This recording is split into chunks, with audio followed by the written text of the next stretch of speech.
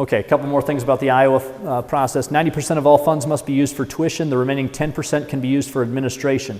Now, this is actually a great thing because that 10% can be used for informing and empowering key constituents. So this whole tax credit program is funding the information process of educating parents about what it's doing for their kids and also educating constituents about how to give to these STOs. So now the whole process is being funded. So now we've created a self-perpetuating structure going on. And in the case of Iowa and all the other states who have got tax credits in place, they never go away and always get bigger because the political law of doesn't make sense to alienate 5% of the electorate over 0.01% of the budget. Okay, just very, very brief. Oh, do you have a quick question? Sure. Yeah, the rules for distribution is that graph, family size, family income. So if you're... It's not school specific. No, it's not. And in the case of Iowa, there's 11 STOs, and that's for all private schools. 4 of them are Catholic. Guess what? There's 4 dioceses in the state of Iowa. You see where this is going? So in Iowa, each diocese created their Catholic student tuition organization. And then this agreement, $10 million for the state of Iowa, Diocese of Des Moines, because of the number of students and allocation of that, they get $2 million. So then the Archdiocese of Des Moines has to go out to all the people in that quarter of the state and say, folks, we need $2 million. And you'll get those tax deductions, tax credits. That's not a problem. They get it like that. The challenge is getting the $2 million to become $4 million, to become $10 million, to become, until that 5% of the state budget matches the 5% population.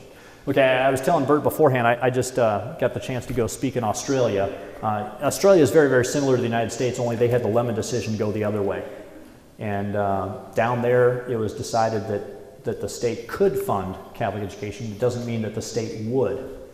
And they faced the same challenge. They had a gold rush in the 1850s. They had decline in religious in the 1960s. I mean, exactly parallel to us. The only difference was the Goulburn school strike in July of 1962. What happened was in 1962, the state required that there be a certain number of toilets for every kids in the Catholic schools. And so the cardinal said, you gotta be kidding me. So we're educating all these kids, and you want us to rip out all our bathrooms and add 1 or 2 more toilets just because you passed this law about this. And so the cardinal in Sydney had a parent meeting and said, parents, what should we do about this? And the parents said, I think we should walk out. And they did. They had a walkout in 1962. All the kids went to the local public schools and enrolled. Hello, I'm so-and-so. I'd like to enroll my 3-4 children. Well, I'd like to enroll my 7 children. I'd like to enroll my 3 children. I'd like to be... And so all of a sudden, overnight, all these public schools were required to educate these people. They didn't have the staff. They didn't have the facilities. That's when the state realized what an asset Catholic schools were.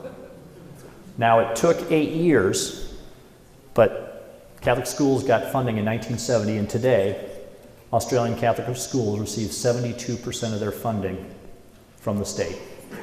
The distinction is the state funds all the teachers' salary and benefits.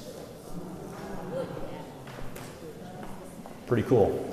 Now, the downside of this, and this is a sad story that I recently heard, in the state of Missouri, the same type of movement was going on in the 1970s. And there was a parent push, and it came up to Cardinal May, and they said, Cardinal May, we need to do this. Actually, there was a legislator who said, you could get state funding if you did something like this in the state of Missouri, because especially St. Louis, Kansas City, and the whole bit. And unfortunately, at the time, Cardinal May said, no, I don't want to offend anybody. Okay, here's the deal. We can't blame cardinals anymore. Parents, you're now aware of this. So you have to ask yourself, do I want to offend anybody? I hope the answer is yes. Okay, just in conclusion, I think we need to look in terms of short-term, intermediate term, and long-term solutions. Educating people is a short-term, immediate thing. Raising money through parents and partnership programs is a great thing. We can generate money. We can start getting alumni organizations going. But really, again, my mantra, it's not about the money. It's really about engaging parents and calling them to what the Catechism is telling us, that they are the first and primary educators, and empowering them to take on that role. Once they're in that role, they will understand the injustice that is being done to them, the fundamental violation of parent rights of being taxed twice and being told that there's only one viable, affordable educational option for them. Go back to the first principles. What's the role of the state? To provide an educated, literate population for the running of the Republic. Okay? Beyond that, there should not be a requirement that it be one system or another. Parents should be provided that opportunity to make that choice. I want to conclude with a script I want to read. This is a diagram that I put together. I think ultimately we're called to build up the church, the body of Christ.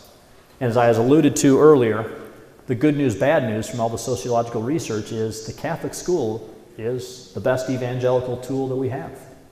Again, that's the good news, bad news. Within the Evangelizing Catholic school, at the core, we have got the smallest unit of the church, and that's the parents as primary educators.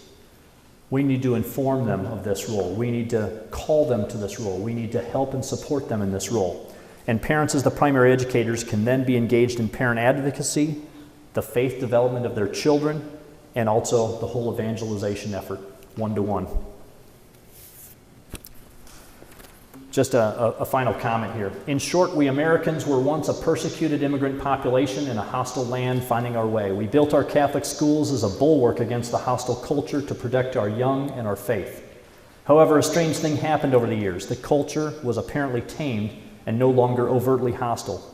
We Catholics crawled from our immigrant ghettos and proved our Americanism. We pursued the American dream, purchased homes in the suburbs, and became disengaged with our church. The parish has been replaced by the elite soccer league and the new axis around which our lives revolve. We then allowed our Catholic schools to no longer be built or to close down. The challenges we didn't see nor address were secular humanism, rugged individualism, and paganistic hedonism. While the church was basking in the success of rapid growth and peak Catholic school enrollment in the 1960s, the larger cultural forces were building up in intensity to create a massive storm that we finally recognized in Catholic education in the late 1960s and 70s and still experience today. I contend that the challenges facing Catholic schools is a crisis, but it is also a symptom of a much larger crisis of faith in the church, whose seeds and roots go back to the experience of American Catholics decades and even a century earlier. This is our story as an American Catholics.